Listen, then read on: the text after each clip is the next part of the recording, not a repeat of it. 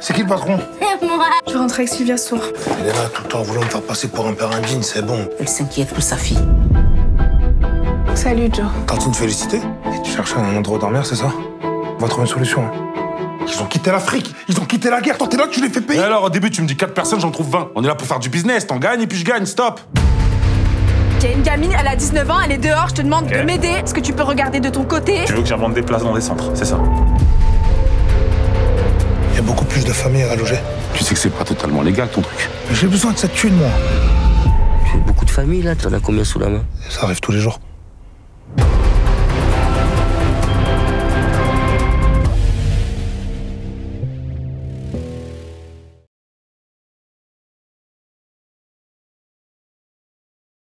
Moi, j'ai grandi dans le 95, donc en banlieue parisienne, banlieue nord, Val d'Oise, à Cergy.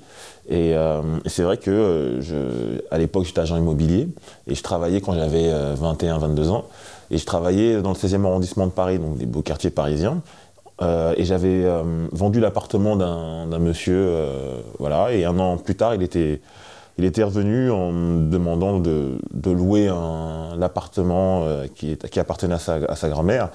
Et sauf qu'il m'a posé une condition, c'est qu'il voulait pas voir enfin, en tout cas, sa grand-mère ne voulait pas voir de famille noire y vivre. Donc du coup, moi, sur le coup, voilà, j'étais un petit peu choqué. Et j'en ai parlé à mon patron, donc il m'a dit, écoute, je comprends tout à fait, voilà, que tu ne veuilles pas travailler cette affaire, mais sache quand même que c'est de l'argent directement dans ta poche.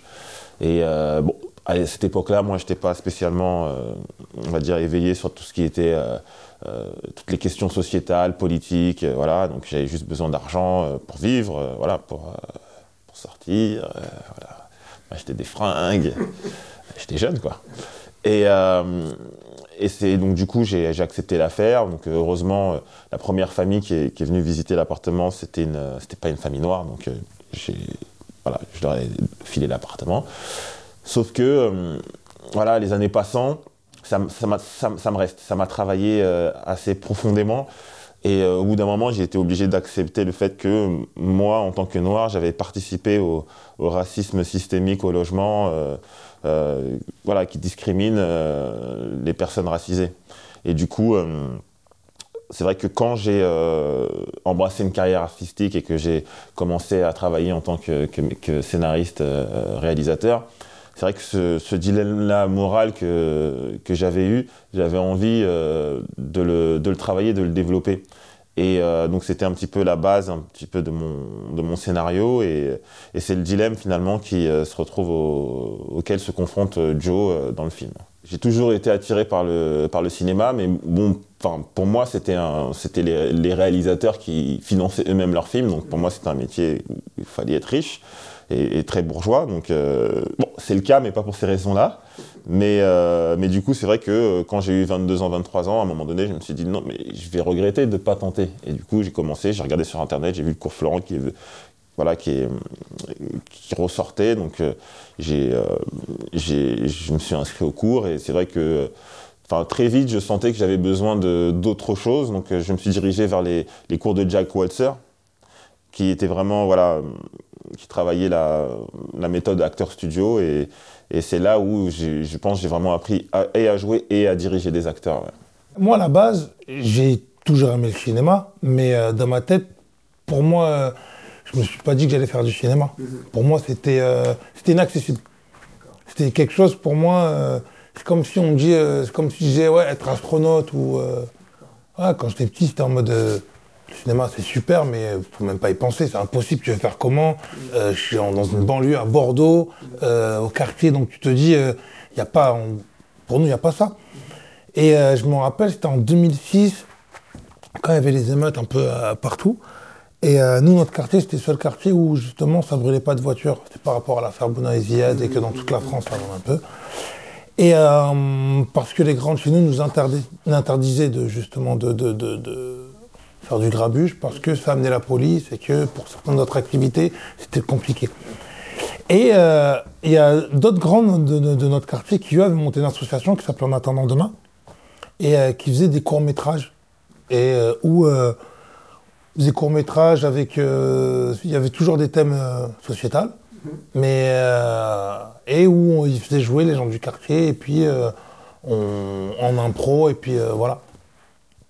Et je me rappelle qu'un jour, il y avait eu un court-métrage qui avait fait polémique dans le quartier, donc du coup les gens étaient en mode « ouais mais non ». Ils n'avaient pas ce rapport avec la fiction et la réalité en fait. Et je me rappelle que moi une fois j'avais dit mais non mais n'importe quoi, c'est de la fiction et tout, bah tu sais quoi, dans le prochain je vais jouer et puis personne ne va rien dire quoi. C'était comme ça à la base. Et donc on a joué, je jouais dans ce petit court-métrage, ces trucs de comédie. Puis on s'est pris au jeu, on a fait 1, 2, 3, 4. Et puis on les mettait sur YouTube et Dailymotion et ça a fait un buzz. Ça a fait un gros buzz et sans qu'on s'en rende compte en fait. Et à l'époque, il y avait Bruno Gassio et Gilles Galut des films de la Parisienne d'Images qui étaient venus, qui nous avaient repérés pour faire un film. Et je me rappelle sur Canal+, c'était les films faits à la maison. Je me rappelle que Bruno Gassio nous avait dit un truc. Quand il était venu nous voir, nous à la base, pour nous on ne réalisait pas parce que pour nous le cinéma, bon. Et il nous disait, vous vous rendez pas compte, mais vous avez un naturel pour jouer, vous, où il y a des gens qui payent des cours, et qui n'ont pas de naturel que vous avez pour jouer, etc. Et c'est vrai que sur le coup, on s'en rendait pas compte, mais peut-être que c'est ces choses-là qui nous ont servi, en fait. Mais je pense aussi, pour revenir un petit peu sur la question des rôles et tout ça qui ont évolué, je pense aussi que les réalisateurs, les producteurs, en fait, ont grandi aussi dans une France beaucoup plus multiculturelle aujourd'hui. Donc les gens qui finalement arrivent maintenant un petit peu au pouvoir et aux décisions ont grandi dans une France multiculturelle. Donc c'est pour ça aussi que le cinéma ressemble de plus en plus à ce qu'on voit dans la rue. Et aussi le cinéma, finalement, il s'est aussi un petit peu démocratisé en termes de classe sociale. Et donc ça change énormément. Romy, elle arrivait peut-être au bout de 3-4 ans, je pense, elle est arrivée. Qu'est-ce qu'elle a apporté ? C'est qu'elle m'a apporté beaucoup de recul. Parce que finalement, je me rendais compte que je tournais un petit peu à vide et que j'avais besoin de quelqu'un avec qui discuter. Parce que finalement, l'écriture, c'est... Quand on écrit seul, on a une discussion finalement avec soi-même. Et ça va un petit peu plus vite d'avoir ces discussions avec quelqu'un. Et du coup, elle m'a apporté aussi pas mal de distance, de recul et un nouveau regard sur le projet. À partir du moment où on commence à travailler ensemble, elle apporte des choses qui sont même du domaine de l'inconscient aussi. Il y a des choses d'elle qui comme ça, infusent le scénario dont j'ai pas conscience. Donc à la fin, c'est notre œuvre à tous les deux, quoi.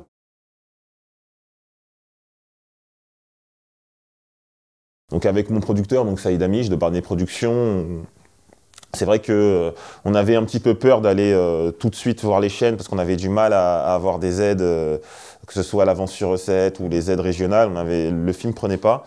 Et c'est vrai que quand on n'a pas ces aides-là et qu'ensuite on essaye d'aller chez les chaînes, bon, si ça prend pas, le film ne se fait pas. Donc c'est vrai qu'on avait un petit peu peur et quand Manuel Chiche est entré sur le projet, lui, il croyait fortement, donc il a vraiment apporté énormément d'énergie. Et c'est vrai que ça a été décisif, mais pas tout de suite. C'est-à-dire que ça a pris un petit moment, il y a un petit moment d'inertie, une petite année d'inertie. Et ensuite, en sortie de confinement, en fait, mais vraiment, le premier confinement, on est sorti du confinement, ça s'est réglé en 2 semaines, quoi. Parce que peut-être les gens ont eu le temps de lire aussi, tout le monde était un petit peu à l'arrêt, donc peut-être une volonté aussi de raconter de nouvelles histoires, mais en tout cas, c'est vrai qu'il y a eu un enthousiasme au niveau des chaînes télé, que ce soit Canal+, ou France 2, et du coup, ça s'est réglé assez vite.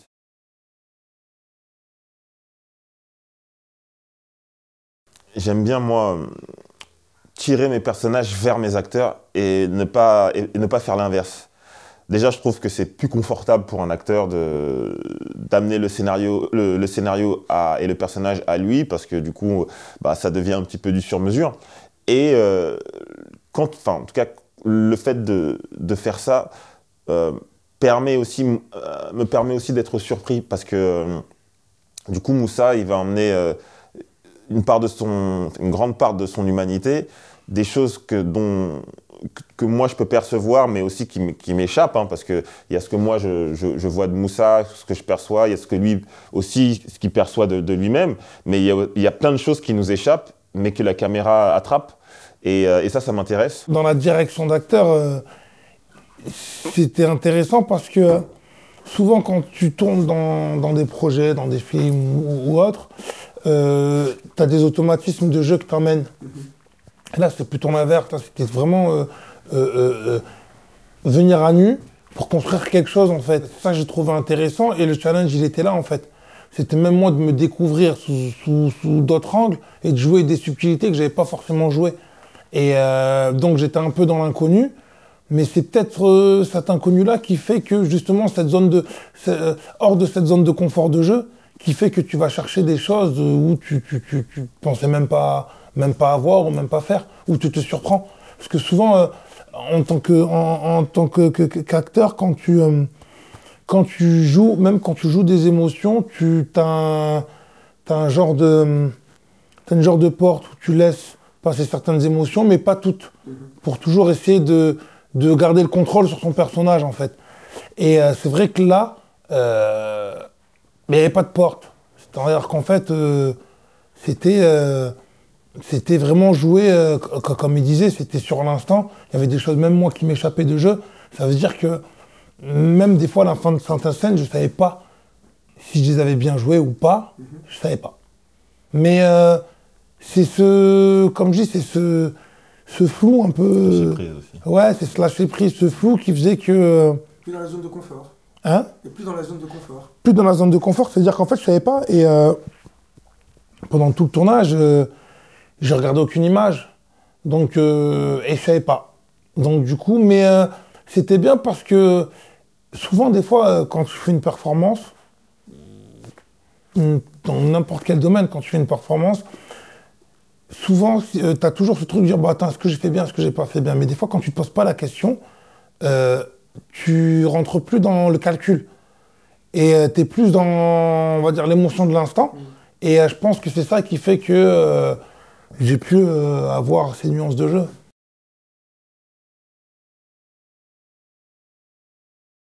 En fait, l'impro cadré, c'est quelque chose que...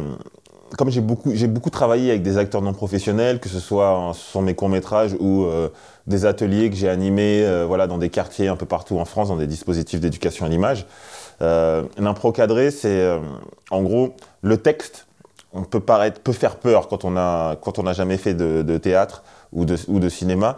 Recevoir un texte comme ça peut faire énormément peur et ça peut bloquer en fait la liberté. Et l'impro cadré, en gros, ce que j'aime bien faire, c'est lire le texte à mes acteurs. En l'occurrence là, bon, eux ils l'avaient déjà lu, donc ils le connaissaient tout ça. Et quand je sens par exemple qu'il y a quelque chose qui ne fonctionne pas dans l'instant, soit il n'y a pas d'écoute, ou soit les acteurs, oui, sont pas ensemble, ou je sens un acteur qui a un peu du mal avec son texte, ou qui est un petit peu dans une musique, dans une musicalité, qui a une espèce de musicalité où il est dans quelque part une espèce de zone de confort. Ce que j'aime bien faire, c'est leur dire, écoutez, sortons du texte, faites ce que vous voulez, pour qu'ils récupèrent de la liberté. Et généralement, le fait de dire ça, en tant que metteur en scène, de leur dire ça, fait ça enlève la peur du texte, parce que du coup, on n'est plus obligé d'être dans le texte, et généralement, ils redisent le texte. Ou en tout cas, ils sont très proches. Parce que, en fait, c'est plus la peur du texte, de bien faire, en fait, qui saute. Vous leur enlevez une certaine pression. C'est ça. Ouais. Parce que c'est que ça, en fait. C'est que ça, parce que c'est la pression du moment, parce qu'un acteur ne peut pas être tout le temps performant. Je veux dire, il y a des jours où on se sent mieux, on a des moments de grâce, d'autres où c'est un peu plus dur. Et moi, en tant que metteur en scène, c'est à moi d'essayer de sentir dans quel état ils sont dans l'instant et de comprendre qu'est-ce qui ne fonctionne pas chez mon acteur ou mon actrice à ce moment-là.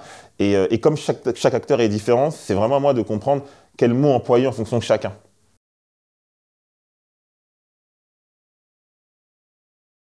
J'aime pas trop parler de mes prochains projets parce que ça porte la poisse. Bien sûr. Parler de sujets sociétaux, ça oui, je pense que c'est un peu mon credo. Je pense que j'ai vraiment de...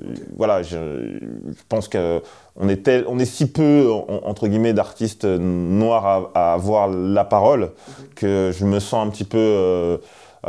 Chargé d'une mission. Alors, je ne vais pas dire ça, parce que je ne fais qu'exprimer ma parole, ma subjectivité, mais c'est vrai que j'ai un peu le sentiment que voilà, il faut que je raconte quelques trucs, quoi. Je ne peux pas juste divertir pour divertir. J'essaye d'avoir de la cohérence dans la mesure où je me dis souvent que avoir la chance de pouvoir jouer des rôles, interpréter des rôles au cinéma, je me dis qu'il y a des, comme on dit, il y a des petits frères qui vont regarder. Et moi, j'ai pas eu la chance d'avoir ces personnes-là qui jouent des rôles en disant, mais tu vois, on n'est pas forcément obligé d'avoir des rôles clichés ou des rôles, voilà. Donc je me dis que j'essaie un maximum de montrer que c'est possible de pouvoir choisir des rôles qui puissent être inspirants, en fait. Alors ton job là, ça se passe comment? On visite des apparts. Par étage, on peut facilement mettre une quinzaine de familles. Allez, tout le monde se lève, c'est l'heure de plier bagages. C'est pas du shit là, c'est des familles. T'es un putain de marchand de sommeil, c'est tout.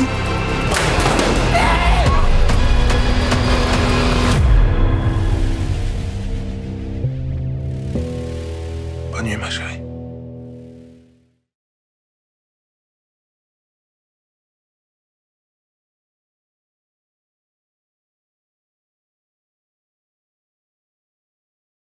Pacifiction, avec Benoît Magimel. C'est rare. Il est exceptionnel, Benoît, dedans.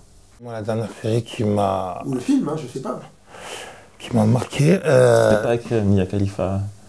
jamais de la vie, je sais même pas c'est qui. Je connais même pas. Lui, c'est... La donné la bonne. C'est qui Mia Khalifa? Lui, c'est qui c'est? Tu l'as perdu là.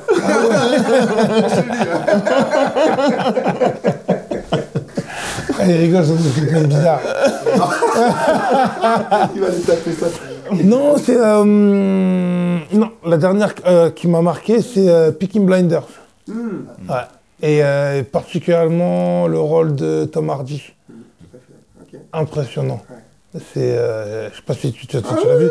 Je vois très bien. La scène, moi, qui m'a scotché, c'est une scène anodine, hein, mais c'est quand justement Tommy Shelby rencontre et qu'il est en train de faire son alcool, et puis il vient pour lui parler d'un truc important parce qu'il doit faire un plan, un truc, et puis il lui parle, il lui tend un verre d'alcool. Il dit tiens, c'est mon alcool que j'ai fait. Et il est là et il boit, et quand il boit, de ses yeux, il regarde comment il boit son truc, et il voit le mouvement du bras, et je dis mais c'est hors contexte. Mais je me dis, d'avoir pensé à faire ce truc-là, c'est fou. Enfin, pour donner vie à son personnage. C'est fou.